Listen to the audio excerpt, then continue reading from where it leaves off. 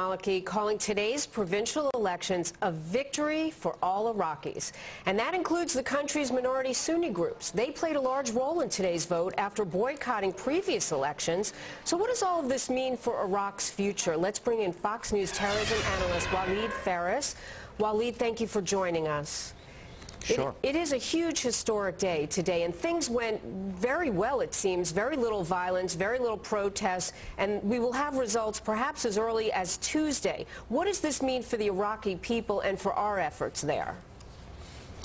It means a lot of things. I've been on the phone with a number of non-governmental organizations and with European members of the European Parliament, and they have a consensus. The consensus is that this was indeed a victory for democracy in Iraq. More than 120 political parties across Iraq, and there were thousands and thousands of monitors. There were certainly incidents here and there, not so different from incidents, let's say, from Sicily or Spain or even Palm Beach, Florida, a few years ago. The bottom line is that Iraq's political system is moving forward, and what we need to think about now, how to protect that system not to be reversed by the radicals, by the terrorists, and that's the thinking for the future. And this was the goal, and progress has been made. So you monitor the talk, the pulse of the people. What are you hearing from the Iraqi people? How do they feel? Well, if you look at the websites of most political parties in Iraq and then the chat rooms that are part of these talks, in addition to, of course, dozens of media, Iraq has the highest density of media in the Arab world, with the exclusion of Turkey and Israel, of course.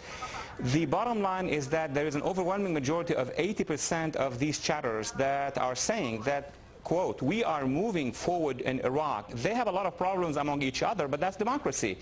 There is a 20%, though, of people who are claiming that these elections are, constructed by the Americans. Who are these 20%? Al-Qaeda supporters, Iranian supporters, Syrian supporters, those who do not see well in the rise of democracy in Iraq. I guess it could be a much longer process to get that to change. Can they stand in the way of the results of these elections?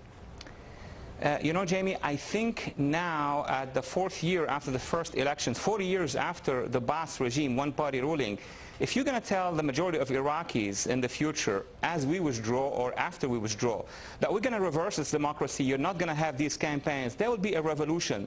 These people have tasted and tested democracy. It's going to be very difficult to reverse it, at least at the level of psychology of the Iraqi people. We need to provide them support. We need to make sure that neither the Iranians or the Syrians or Al-Qaeda will reverse that process. That's the objective now. And Walid, quickly before we go, women playing a huge role in this election. It's very impressive to me that so many women will take positions in this government. Well, first of all, compare with what happened in 2005. Women already were pioneering in voting, not just liberal women or secular women that many exist in Iraq, but even, religious women. We saw hundreds of thousands. What is interesting as well is mothers by the millions were there with their kids. If you look at Arab TV, for the first time you see so many kids accompanying their parents to this operation. This is very telling about what these kids are going to learn for the future. That's not good news for Al-Qaeda and the Iranians. Very interesting point, because we know it starts at such a young age when it comes to terrorism. Fox News terrorism analyst Walid Phares. Good to see you, Walid. Many thanks. Thank you, Jamie.